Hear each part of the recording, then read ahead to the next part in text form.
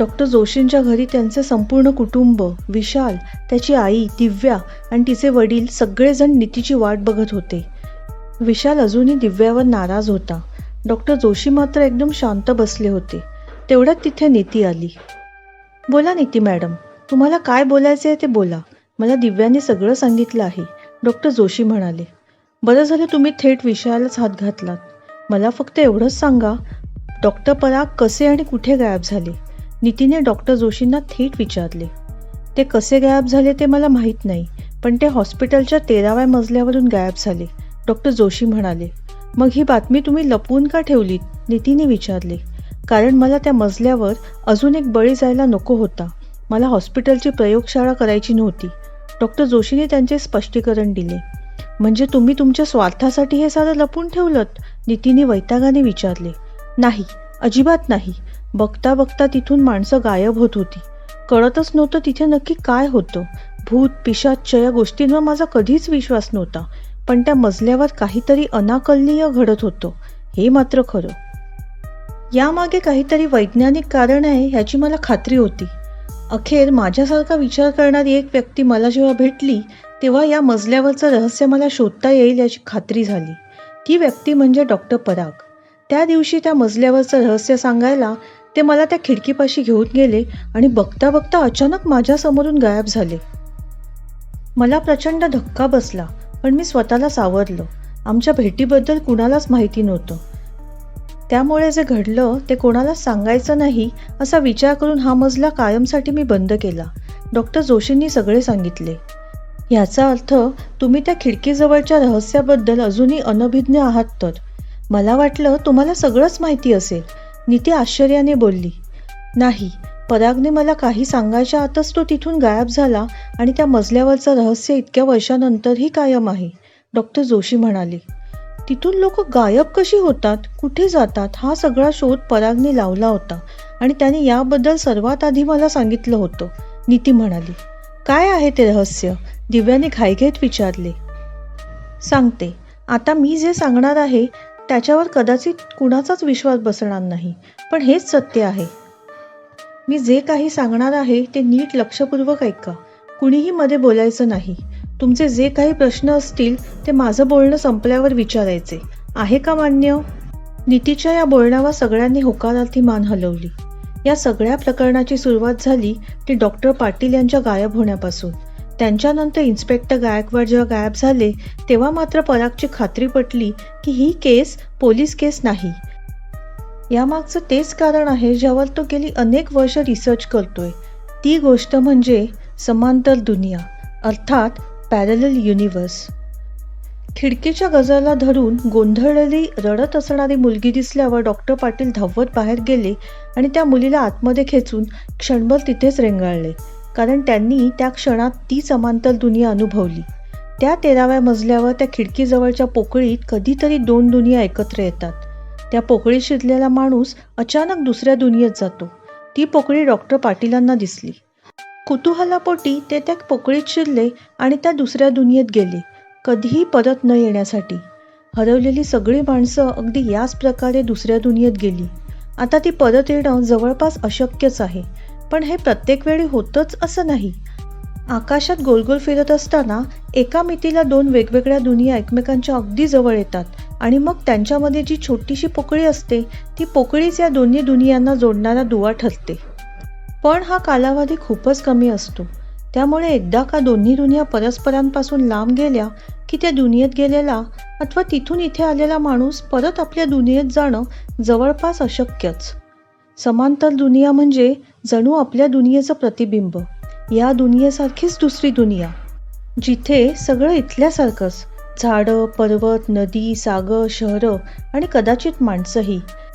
या दोन्ही दुनिया कुठे आणि कुठल्या वेळी एकत्र येतात यावर पराग रिसर्च करत होता. या 2 दुनियांना एकत्र जोडणारा एक रस्ता तयार करण्याचे त्याचे प्रयोग चालू होते, पण यामध्ये त्याला अर्धच यश आलं. त्याने तयार केलेल्या यंत्रणेद्वारे माणूस एका दुनियेतून दुसऱ्या दुनियेत जाऊ शकत होता, पण या दुनियेत परत येणं मात्र त्याला शक्य होत नव्हतं.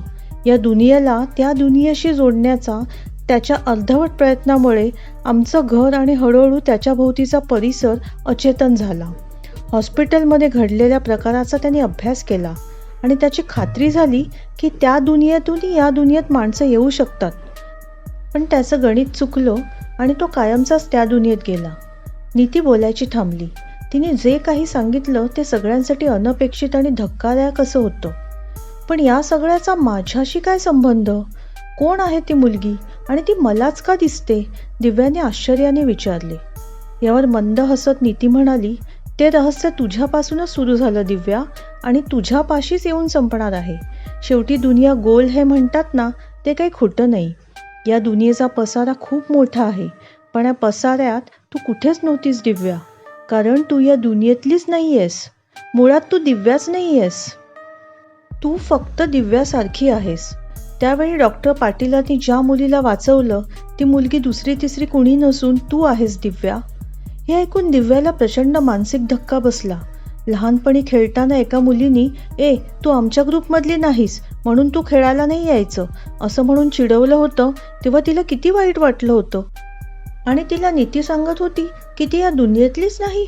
ज्या दुनियेत तिचं बालपण गेलं, शिक्षण, करिअर, विशालशी भेट झाली, ती दुनिया तिची नाही. हे सगळे तिच्या आकलनापलीकडचं होतं. तिची अवस्था बघून विशाल चिडून म्हणाला, व्हॉट रबिश, हे काय बोलताय तुम्ही? आणि तुम्ही सांगताय त्याच्यावर आम्ही का विश्वास ठेवायचा? मला माहीत होतं की मी कितीही सांगितलं तरी हा प्रश्न येणारच. विशाल, तुझ्या बाबांनी त्या दिवशी ज्या मुलीला वाचवलं ती मुलगी दिव्याच होती. आता प्रश्न हा आहे की ती तिथे कशी आली? या प्रश्नाचं उत्तर कदाचित कुणीच देऊ शकणार नाही, पण हेच सत्य आहे आणि याचे पुरावेही मी देऊ शकते, नीती म्हणाली. कोणते पुरावे? दिव्याने विचारले. मला माफ करा, हे सगळं ऐकून तुम्हाला धक्का बसणं स्वाभाविक आहे, पण दिव्याचे बाबा, तुम्हाला आठवते का काही वर्षांपूर्वी पराग तुम्हाला भेटला होता? नीतीने दिव्याच्या बाबांना विचारले. दिव्याच्या बाबांनाही खूप मोठा धक्का बसला होता. काय बोलावं त्यांना काहीच कळत नव्हतं. मी तुमची अवस्था समजू शकते, पण हे सत्य सगळ्यांना पटवून द्यायचं असेल तर तुम्हाला बोलावंच लागेल. बरं ठीक आहे, तुम्ही तुमचा वेळ घ्या. फक्त दिव्या लहानपणी हरवली होती हे तरी तुम्हाला आठवत असेलच ना? सांगाल का त्या दिवसांबद्दल? नीतीने विचारले. हो, आठवतंय ना, सगळं सांगतो. एक दिवस पार्कमधून दिव्या बेपत्ता झाली. 4 महिने शोध घेऊनही सापडली नाही. पण त्या दिवशी अचानक आम्हाला पोलीस स्टेशनवरून एक फोन आला, तुमची मुलगी सापडली आहे, ताबडतोब पोलीस स्टेशनला या. पोलिसांनी दिव्याला आमच्या ताब्यात दिलं. दिव्या मिळाल्याचा आम्हाला खूप आनंद झाला होता. ती कुठे मिळाली असं विचारल्यावर पोलिसांनी हॉस्पिटलमध्ये घडलेली घटना आम्हाला सांगितली. त्यानंतर आम्ही दिव्याला घेऊन घरी गेलो. आम्ही तिला त्या 13व्या मजल्यावर कशी पोचलीस हे विचारलं, तेव्हा ती म्हणाली, मी बाहुलीसोबत खेळत होते आणि अचानक जोराचा वारा आला आणि माझी बाहुली पडली. मी तिला उचलायला गेले तेव्हा मला फुलपाखरू दिसलं आणि मी धावत त्याच्या मागून गेले. अचानक मी पडेन असं मला वाटलं म्हणून मी खिडकीजवळ आले आणि खिडकीला घट्ट धरून उभी राहिले. त्या काकांनी मला हात धरून आत ओढलं. बाकी तिला धड काही सांगताच येईना. अवघी 4 वर्षाची होती ती तेव्हा. तिचे मेडिकल रिपोर्टसुद्धा अगदी नॉर्मल होते, त्यामुळे आम्हीही फार काही विचार केला नाही. पण तिचं वागणं थोडं विचित्र होतं. ती तिच्या आईला लगेच बिलगली, पण मला बाबा म्हणून स्वीकारायलाही तयार नव्हती. ती म्हणायची, हे माझे बाबा नाहीत, माझे बाबा तर वेगळेच दिसतात. तिच्या आवडीनिवडी थोड्याफार बदलल्या होत्या. दूध नको म्हणणारी दिव्या दूध आता आवडीने पिऊ लागली होती. तिच्या आवडत्या सायकलकडे तर ती बघत पण नव्हती. अचानक एक दिवस विचारू लागली, आपण घर का बदललं? आपलं पहिलं घर किती मोठं आणि छान होतं. ती बरेचदा दचकून उठायची, घाबरायची आणि म्हणायची की घरी जाऊया. हरवल्यानंतर 4 महिने ती कुठे होती या प्रश्नाचं उत्तर ना पोलिसांना सापडलं ना आम्हाला. पण कदाचित ती एका चांगल्या घरात राहत असावी असं समजून आम्ही त्या गोष्टीकडे दुर्लक्ष केलं. कालांतराने तिने मला वडील म्हणून स्वीकारलं आणि आमचं आयुष्य पुन्हा पहिल्यासारखं चालू झालं. तुम्ही म्हणताय ते बरोबर आहे. डॉक्टर परागना मी सगळी हकीकत सांगितली होती, पण सत्य इतकं भयंकर आहे या गोष्टीची तेव्हा मला कल्पनाही नव्हती. माझा अजूनही विश्वास बसत नाही आहे की माझी दिव्या ही माझी मुलगी नसून ती हुबेहूब माझ्या दिव्यासारखी दिसणारी दुसऱ्याच कुठल्या तरी दुनियेतली दिव्या आहे. बोलता बोलता दिव्याच्या बाबांचे डोळे भरून आले होते. जशी दिव्या या दुनियेत आली आणि इथलीच झाली, तसंच इथून गायब झालेली माणसंही कदाचित तिथलीच होऊन राहिलेली असणार, नीती म्हणाली. हे सगळं ऐकून दिव्या हतबल होऊन खाली बसली. विशालने आणि तिच्या बाबांनी तिला सावरलं, समजावलं. सत्य काहीही असलं तरी तू आमचीच दिव्या आहेस आणि राहशील, हा विश्वास तिला दिला. पण दिव्याची मनस्थिती समजण्यापलीकडची होती. ज्या दुनियेत ती राहत होती ती दुनियाच तिची नव्हती, ती उपरी होती. या भावनेनेच दिव्या खचून गेली होती. हॉस्पिटलच्या त्या 14व्या मजल्यावरून खाली येताना दिव्या लगबगीने जिना उतरत होती. आज तिच्या आईला डिस्चार्ज मिळणार होता. पण गेल्या काही दिवसात ती अंतर्बाह्य बदलून गेली होती. आपले आईबाबा आपले खरे आईबाबा नाहीत. ही दुनिया, इथली कुठलीच गोष्ट आपली नाही. हे सगळं कुठल्या तरी दुसऱ्या दिव्याचं आहे. मग माझं काय आहे, कुठे आहे? आणि विशाल तरी माझा आहे ना, की तोही? जिने उतरताना ती 13व्या मजल्यावर थबकली. ती दरवाजाजवळ गेली. तिथे लवकरच अध्यात्म सेंटर चालू होणार होतं. नकळत तिची पावलं त्या खिडकीकडे वळली. खिडकीच्या गजाला धरून उभी राहिली.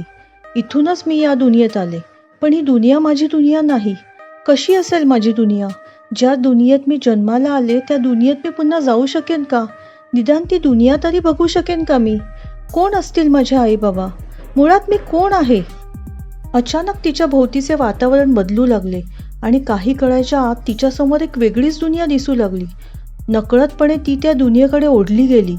ती टेरेसमध्ये गेली. समोर दिसणारी दुनिया तिला बोलवत होती.